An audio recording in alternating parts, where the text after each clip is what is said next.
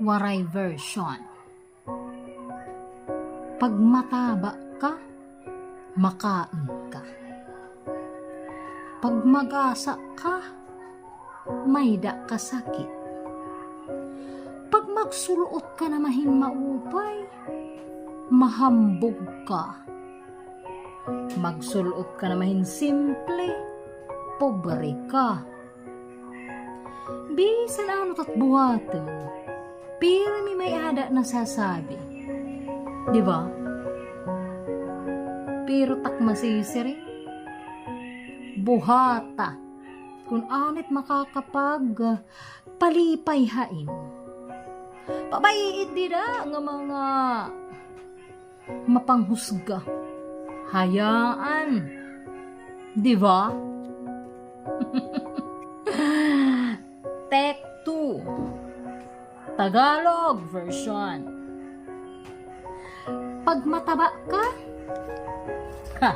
kumakain ka ng marami.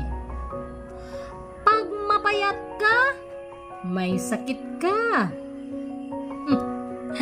Pag nagsuot ka naman ng maganda, mayabang ka. Pag nagsuot naman ng simple, mahirap ka. Di ba? Kahit anong gawin natin, laging mayroong nasasabi. Kaya, Duday, gawin mo kung anong makakapagpasaya sa'yo. Huwag mag-alala sa mga mapanghusga. Hayaan na lang sila. Diba? English version. If you get fat, you eat too much. If you lose weight, you are sick. If you dress well, you show off. If you dress simple, you are poor.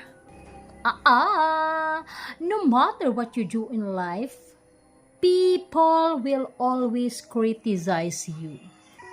So my dear, just do what makes you happy.